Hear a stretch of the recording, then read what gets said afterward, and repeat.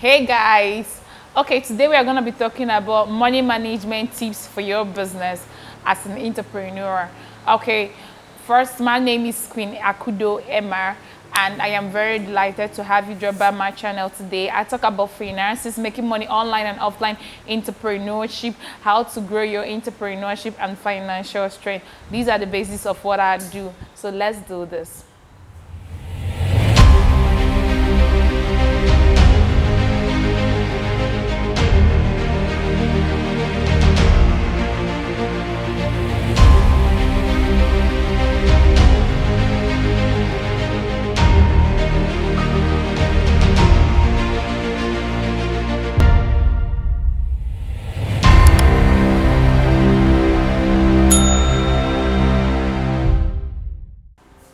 All right guys, welcome back to my channel. The first thing I think we need to do is for us to understand that it is important that we manage our finances in business. One of the major aims of us starting a business is to make money and make more money and grow in wealth, grow in connection, in affluence, grow in what we love doing, and equally be impactful in the society. So if you are not achieving all of your basic aims of starting a business, it definitely means that your business is lacking something and you're going behind. And for you to be successful in your business, for instance, I think I was going through how to make it on Forbes the other day, and I realized that one of the major things that they look at for is your ability to raise funding and your ability to raise up to $1 million. And $1 million is really not a big money, but it is such a very huge sum of money for some of us who are very new in business. For somebody who is a billionaire, it's nothing. But for us who are growing and hoping to get to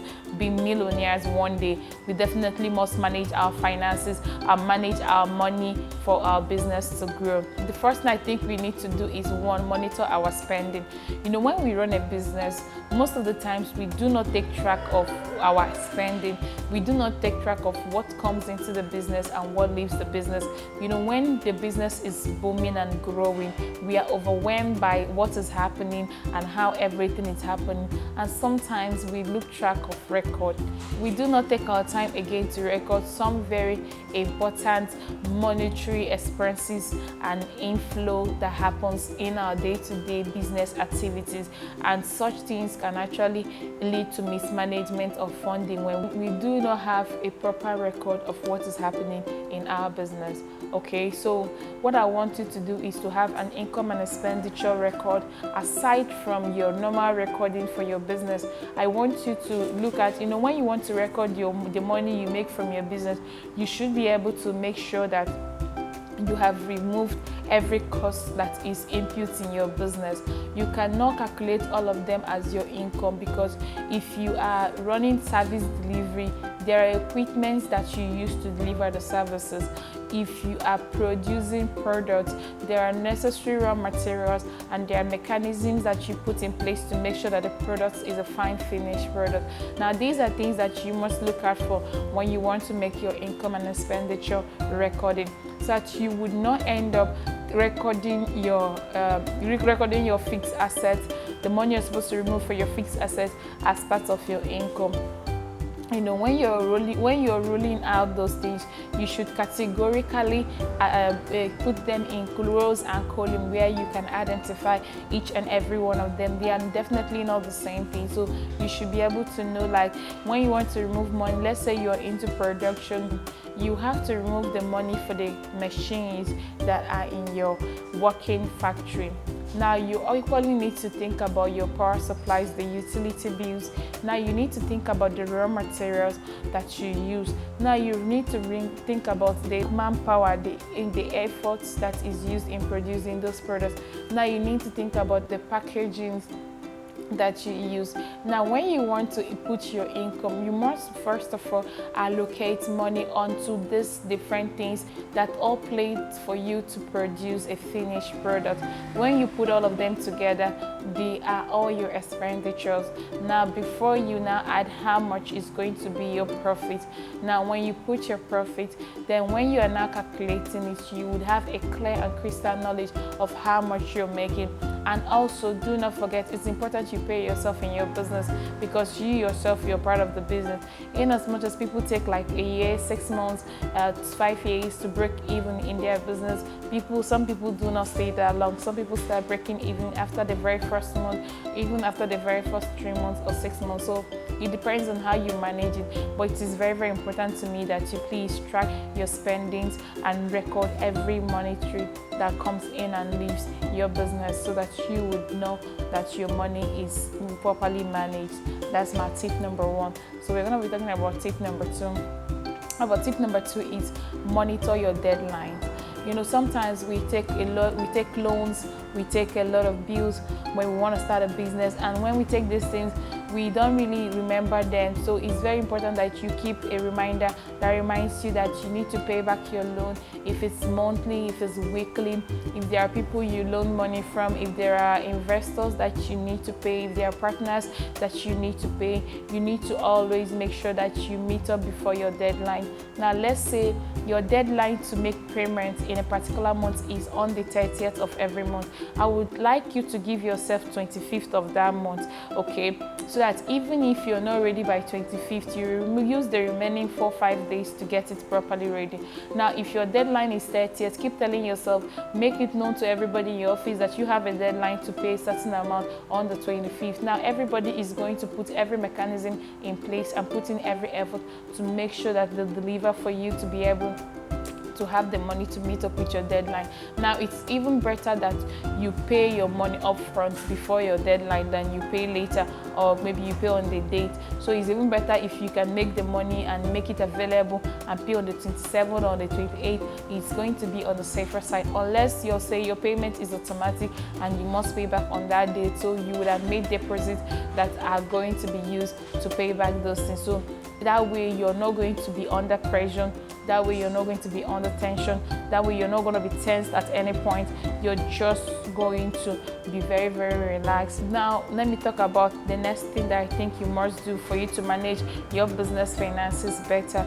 You should be able to separate your personal funding from your business funding. Now, a lot of times we make that mistake. I, for one, made it when I started my business newly.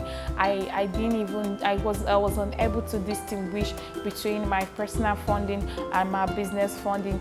Everything was all together at the same place in the same bank account. It was so confusing that I didn't even know if I was making money or not. I was putting money in my business. I didn't even know I was putting money, because all the money I was putting in the business were my personal fund money, and I didn't even realize. And I ran that business for like a year, and I felt very comfortable. But the day I sat down to take a proper auditing recording of everything that's been going on, I realized that I got my personal money stuck in the business, and I was actually running the business with my personal funding. And because this personal funding were not coming from the business, I didn't really notice it. So I kind of thought we were doing well, but I didn't know I was actually running the business with my personal funding. So I would encourage you to please distinguish and separate your personal funding from your business funding. You're definitely going to do a much more better if you do it that way. Because now, if you have an account that you do business with, I would encourage you, do not put your personal money in that account. Just make sure that if you don't have a separate account, open a business account for your business and ensure that every money that comes for your business goes into that business, and you do not make some unnecessary withdrawals from that business money when it is not necessary. Do not put your personal funding in the business account, okay? Let's say, for instance, even when you want to sell at discounts to your family members and friends, you should be able to sell at the right price when you want to pay. If something is sold for 5,000 naira and you have a family member or a friend or somebody you want to sell for at a cheaper price, you want to sell the product to the person for maybe 3,500 naira or maybe 4,000 naira. You know that in your business record it is 5,000 naira that the business is supposed to be sold for. I would encourage you to pay the extra 1,000 naira into your business account for clearer understanding. You get, I would encourage you, even when you're writing it, record it at 5,000 so you won't mix up things for you, so you would stick to what it is. Just know that you're the one that is taking the extra cost, so that it will be clear. I don't want that confusion where you're here and you're like, what did I do? Hey, we're here and all that. So those kind of things can be very, very stressful. If you have not experienced it, you will not understand that it's actually a thing. But for people like me who had that experience, I'll tell you, it's actually a thing. when you begin to go through it and solve it and settle it and shovel it out, it becomes, something that takes so much of your time. So I would encourage you, very importantly, to make sure that you do not put your personal fundings and your business funding in the same account, in the same pot. Wherever you're saving the money with or you're gathering the money with, separate them and take proper record of which is which, even if you must put them in the same account. Okay. Now, another thing I think that is very important is create a budget for your business. If you want to really manage money in your business, you must have a budget. You can't just spend anyhow, and you can't just allocate money anyhow. You must have a proper budgeting. Like when you go to a very big company and maybe you come to a nation, usually they will come and read the budget at the national assemblies. The company will read the budget, they sit around and they delegate and they talk about the budget. Now those things, they don't do it for fun, they do it because it is necessity that they look at it very critically. You must have a budget for your business. Whenever you want to do a business, you should definitely have a budget that you're following. If you're going to be removing money, let it be budgeted in your budget. If you have quarterly budget, monthly budget, weekly budget, yearly budget, whatever kind of budget you're going to work with, but I would encourage you to have a strict budget for your business and strictly follow it. Sometimes you might make your budget, but things doesn't work out the way you want it to be. Well, I would encourage not to permit that thing not to work out the way you want it to be, because while you're creating the budget is because you're looking out for something to stick to and to push through with. So if you are creating a budget, you should be able to put in your time into actualizing your budget. Do not just make the budget for the sake of making budget. You should be able to make the budget for the sake of encouraging yourself to stick with it strictly. At this point, I would encourage you, please, if you've not subscribed to my channel, go ahead and hit the subscribe button and turn on your notification bell so you definitely would be notified when next I post very educative and informative videos like this. And also, if this video has added any value to you, however, even if you learn out of the 4 things I've mentioned so far, you've learned one thing or another, I would encourage you to give this video a big like, and also feel free to go to the comment section and make your contributions. If you have anything you want to contribute, if you have anything you think that I messed up, or however, or you want to appreciate what I'm saying, go ahead in the comment section and go ahead and tell me. Now, if you're very new to this channel, if this is my first video and you just subscribed, feel free to tell us in the comment section so we could officially welcome you to the family as we teach you how to make wealth. Now, the other thing that I think you must do is manage your inventories. People don't really know how important it is for you to manage your inventories in your business. Just make sure the goods, the demands, the turnaways, the turnovers, the returns, all those things, make sure you have an inventory record of all those things, because when you do, you surely would definitely know that your business is moving in the direction where you want it to be. Now, if you record your purchases, you record your sales, all these things are very important. Those things, when I was talking about recording your income and expenditure, now this time around is different from what I'm saying. What I'm saying now is record your sales, now record for me your purchases, now record, those things are very important. Now your returns, sometimes people buy products from you and they bring them back and they say, maybe this or that happened. All those things are good for you to have a book where you record them, so you would always have them at your record place and you could look at them whenever you want to use them. Now, another thing I want you to do is cut costs and increase your revenue. Now, you cannot come and employ everybody that comes for you for employment. You can't have everybody hired. Okay, I want you to cut the cost of your business. You can't just employ everybody. Everybody is hireable, but you can't hire everybody. You can't reach out to everybody. So I would encourage you to cut costs. Those things that are making you spend a lot of money in your business, reduce them, because the most important thing that we're talking about in this business is tips on how to manage our money so we can make more money in business. So now you have to cut costs and also increase your revenue by doing that. Now, if you have a little business that you can run effectively with 3 salespeople, you don't really need 10. If you have a business that you can run with people, maybe 7 people, you don't really need 17 people. So you could reduce the excessive staffing, cut them down, cut the cost of running electricity when you do not need it. Now, if you're somebody who runs a production, you could generally use when you have general power supply. Like for those of us who live in Nigeria where our power supply is rationed, we do not have steady and constant power supply. So we know you get light at this particular time and you don't have it at this other time.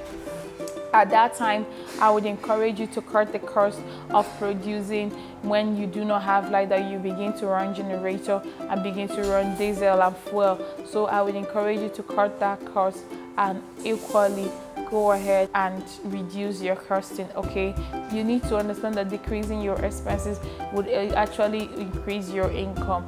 So you don't cut costs in a way that it is badly going to affect your business. Okay, you should cut costs in a way that it is going to affect your business positively.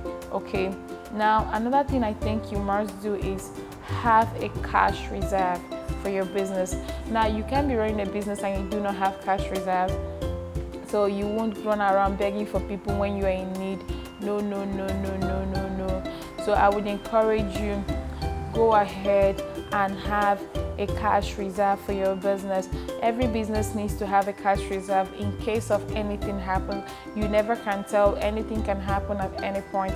You know, you could hear of an inflation in prices for things, for raw materials, or maybe for things that you use to deliver your service. So if you have some cash in your reserve, you could quickly go and purchase those things that you need as soon as possible. That's because you have some cash in your reserve. But if you do not have some cash in your reserve, you would not be able to achieve some of those things. So I would encourage you, if it is 10% of your total income that you save, if it is 20%, whatever is very convenient and comfortable for you, I would encourage you to please, no matter how small, have some cash that you're reserving in case if anything happens. Okay, just definitely have some cash that you are reserving. Now, another thing I will encourage you is, if you have need for loan, do not be afraid to take loans. I mean, loans are very hectic when you take them for business, but I would encourage you, if you have very intensive need and good reasons that you need to take loan for your business, go ahead and get a loan. And you need to make your business attractive enough and with good records that can attract a loaner to give you their money. So please, if you need to get a loan to grow your business, it is better you have a grown business and pay your loan gradually and meet up with your business demands than you are running around this particular circle and you're not moving. So I would encourage you, do not be afraid. It's usually very scary when you want to take loan. People have their opinions. People talk about a lot of things. They will say, you're a new business, you know, you can't do this, you can't take loan. Now, when you've started, I would encourage you, if you need a loan, go ahead and pay and take a loan. Now, you must also have a good credit record in your business. You know, when you are maybe buying business on credit from people, or probably you took a loan from people, do not be a defaulter. Stick onto what you've agreed with the people. If you've agreed to pay them quarterly, monthly, weekly, whatever it is, stick to it. If you buy goods from people on credit and you haven't paid them, be very honest with them. Pay them as at when you definitely would be happy you did. So all these things are very important. I talked about a whole lot of things. So if you need to listen to this video again for you to write down the things I talked about so you can easily implement them, feel free to go ahead and do that.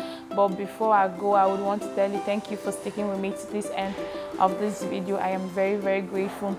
And if you think I made sense or had added value to you, no matter how small it is, go ahead and give this video a thumbs up so that YouTube can rank my video for other people who want to see videos like this to see it. And also in this video, I left some links to what I use for my video. You can go ahead and check them out.